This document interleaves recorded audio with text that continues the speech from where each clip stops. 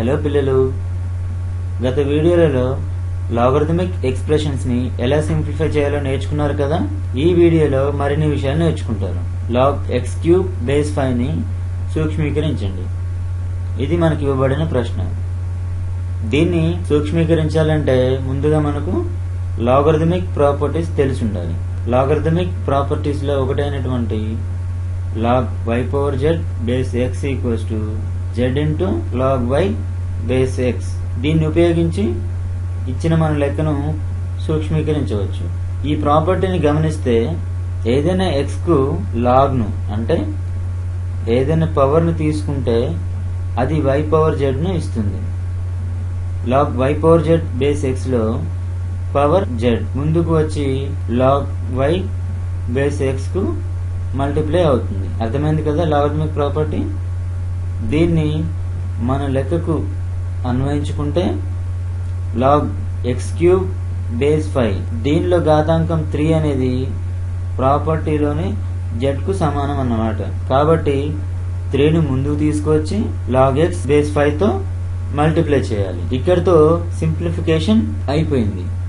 కానీ ఎక్స్పోనెంట్ ని ముందుకు ఎందుకు తీసుకొచ్చి మల్టిప్లై చేయాలి అనే విషయం గురించి చర్చిద్దాం. a power b equals to c ని తీసుకుందాం. ఇది ఎక్స్పోనెన్షియల్ ఈక్వేషన్. దీనిని లాగరిథమిక్ ఈక్వేషన్ లో రాస్తే గనక log c base a equals to b అవుతుంది. c ని పొందటానికి a కి పవర్ ఎంతకు పెంచాలి?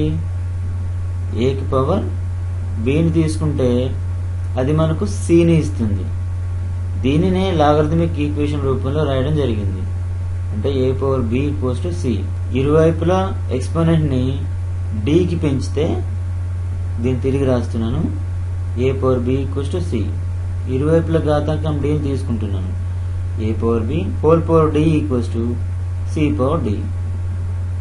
ఘాతాంకాన్ని ఈక్వేషన్ కి ఇరువైపులా తీసుకుంటున్నాను కాబట్టి ఈక్వేషన్ లో మార్పు ఏమీ ఉండదు. ఎక్స్పోనెంట్ ప్రాపర్టీస్ మీకు తెలుసు కదా. ఎక్స్పోనెంట్ ప్రాపర్టీస్ ప్రకారం a power b whole power d equals to a power b into d అవుతుంది. That is equals to a power b into d.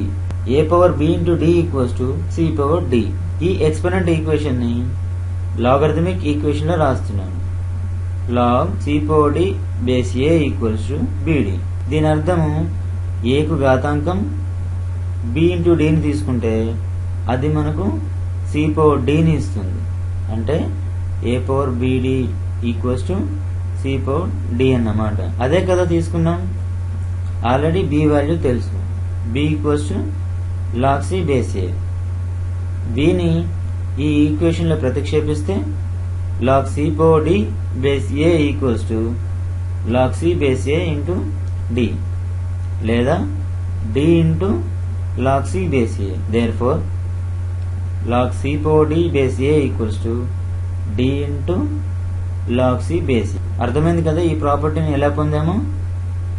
దీన్నే మనకి ఇచ్చిన లెక్కకు అప్లై చేశాను. నెక్స్ట్ వీడియోలో మళ్ళీ కలుద్దాం.